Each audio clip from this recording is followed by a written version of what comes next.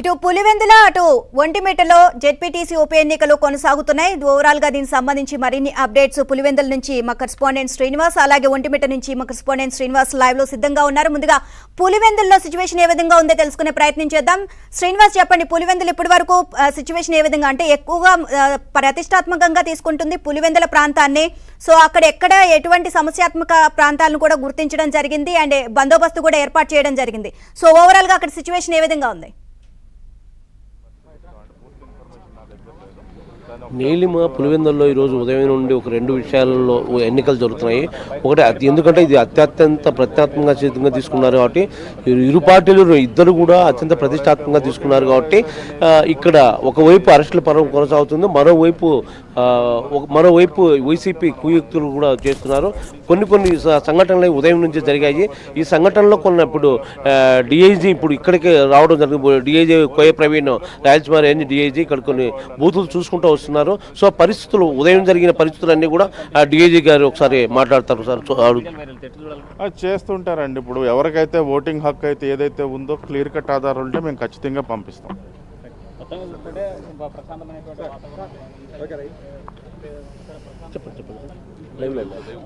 మొత్తానికి ఈరోజు పులివెందుల్లో చాలా ప్రశాంతంగా ప్రస్తుతం పోలింగ్ కార్యక్రమం నడుస్తూ ఉంది. పొద్దున్నే చిన్న జనం గుమిగుట్టం చెదురుమదురు గట్లను కూడా మేము అంతా డిస్టర్బ్ చేసాం. అలాగే వైసీపీ జెడ్పీటీసీ అభ్యర్థి తనకు కొంచెం బయట తిరగటానికి ఇబ్బందికరమైన పరిస్థితులు అంటే దానికి కూడా మనం ఒక సిఐ స్థాయి అధికారిని అతను వెంట ఇచ్చి అతనికి సఫిషియెంట్ సెక్యూరిటీ ప్రొవైడ్ చేయడం జరిగింది. ఓవరాల్గా అయితే ప్రస్తుతానికి పీస్ఫుల్గా జరుగుతూ ఉంది. ఇది చిన్న చెదురుమదురు గంటలు జరిగాయని చెప్తున్నారు. దానిపై కూడా మేము పూర్తి వివరాలు తీసుకుని దానికి కావాల్సిన ఏమంటారు మోడిఫికేషన్స్ చేయాలి. అరెస్టులు జరిగాయి, దాన్ని ఏమనుకోవచ్చు మనం? ప్రివెంటివ్ రాంగోపాల్ రెడ్డి కావచ్చు, ఎంపీ. సార్ ఇప్పుడు పులివెందుల మండలంలో మున్సిపాలిటీతో పాటు 6 గ్రామ పంచాయతీలు ఉన్నాయండి. 6 గ్రామ పంచాయతీల్లో ఓటర్స్ మాత్రమే ఈరోజు యొక్క జరిగే కార్యక్రమంలో ఓటు వేసే హక్కు ఉంది. మున్సిపాలిటీలో ప్రాంతంలో ఓటర్స్గా నమోదైన అక్కడ ఉండి ఇక్కడ యొక్క ఓటింగ్ను ప్రభావితం చేసే వ్యక్తులు ఏదైతే ఉంటే వాళ్ళందరినీ కూడా మనం ముందస్తు చర్య కింద అదుపులోకి తీసుకోవడం జరిగింది. అంటే వైసీపీ శ్రేణులు అక్కడక్కడ వాంటెల్లి కుయుక్తులు పడిని కొన్ని ఘర్షణపాటి వాతావరణం తలెత్తున్నాయని వారిని ఎలా వాళ్ళపై ఎలాంటి చర్యలు తీసుకున్నారు? ఇప్పటివరకు జరిగిన ఘటనలు ఏంటి, వాళ్ళపైన ఎలాంటి చర్యలు తీసుకున్నారు? ఇప్పుడు చెదురుమదురు ఘటనలు అంటూ జరుగుతూ ఉంటాయండి. ఈ ప్రాంతానికి ఉన్న నేపథ్యం దృష్ట్యా అది పెద్ద విశేషం కాదు. ఎక్కడైతే కాగ్నిజబుల్ అఫెన్స్ ఉంటుందో అక్కడ ఎఫ్ఐఆర్ మనం రిజిస్టర్ చేస్తాం. అదర్వైజ్ మనం ప్రివెంటివ్ మెషర్స్ అన్ని తీసుకుంటాం.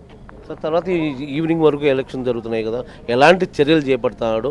టీడీపీ వాళ్ళని ఎంతవరకు తీసుకున్నారు, వీళ్ళని వైసీపీ వాళ్ళని ఎంతమంది? అవన్నీ డీటెయిల్స్ ఎస్పీ దగ్గర డిఎస్పీ దగ్గర ఉంటాయండి. నేను ఓన్లీ మైక్రోస్కోపిక్ లెవెల్లో నేను మానిటర్ చేస్తాను.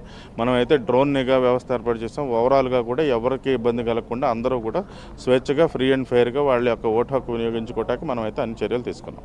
ఓకే, చూస్తున్నాం మనం ఇంతవరకు డిఏజీ కోయబ్ ప్రవీణ్ గారు చెప్పడం జరిగింది. ఎందుకంటే డిఏజీ కోయబ్ రాయలసీమ రేంజ్ పరిధిలో కాబట్టి ఈ పులివెందులో జరుగుతున్న ఒంటిమిట్ట మొత్తం కొన్ని పులివెందుల్లో జరుగుతున్న సమస్యాత్మక బూత్ కేంద్రాలన్నీ కూడా డిఏజీ గారు విజిట్ చేసి వచ్చారు.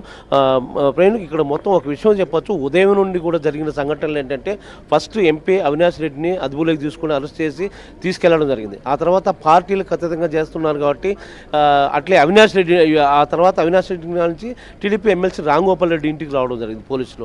అక్కడ ఉద్రిక్త వాతావరణం నెలకొంది.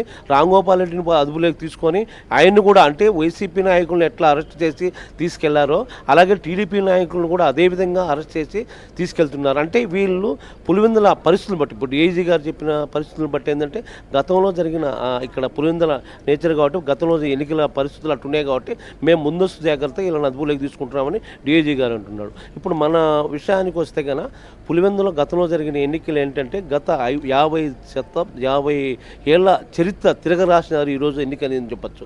ఎందుకంటే గతంలో జరిగిన సంఘటనలు ఎక్కడ ప్రశాంత వాతావరణం జరిగిన కాలాలు అయితే ఎప్పుడూ పులివెందులో లేవు. గతంలో వైఎస్ రాజశేఖర రెడ్డి హయాం నుంచి మనం చూస్తున్నాము. ప్రతిదీ రిగ్గింగ్ చేయడము, అసాంఘిక కార్యక్రమం కాపాడము, ఓటర్లకు స్వేచ్ఛనివ్వకుండా వారే సొంతంగా ఓట్లను గుద్దుకోవడము, అలాంటి పరిస్థితులే ఉన్నాయి. సో ఆ పరిస్థితులు ఇప్పుడు భిన్నంగా చేయాలనేది టీడీపీ అధినేత చంద్రబాబు ఆ టీడీపీ నేతలకు కడప జిల్లాలో చెప్పడం జరిగింది. అలాగే గవర్నమెంట్ పరంగా సీఎం హోదాలో ఆయన పులివెందులు ఈసారి తప్పకుండా ప్రశాంత వాతావరణంలో ఎన్నికలు జరగాలి అనే నేపథ్యమే ఉంది. కాబట్టి ఈ నేపథ్యం అంతా కూడా ఎలా చెప్పారు అలా పులివెందులలో ఇప్పటికీ ఒక పక్క ప్రశాంతత ఎన్నిక జరుగుతోంది, మరోపక్క ఉదయం నుంచి కొన్ని ఉద్రిక్త పరిస్థితులు అయితే ఉన్నాయి. సో ఆ ఉద్రిక్త పరిస్థితుల కారణాలు వైసీపీ శ్రేణులని చెప్పవచ్చు. సరే, ముందు ఏం జరుగుతుందనేది తెలుస్తుంది మనకి. Right, thank you Srinivas. ఇక ఒంటిమిట్టలో కూడా సిచ్యువేషన్ ఏ విధంగా ఉందో తెలుసుకునే ప్రయత్నం చేద్దాం. దానికి సంబంధించి మరిన్ని అప్డేట్స్ మా కరెస్పాండెంట్ దినేష్ లైవ్ లో సిద్ధంగా ఉన్నారు. దినేష్, ఇప్పటి వరకు ఒంటిమిట్టలో ఎంత శాతం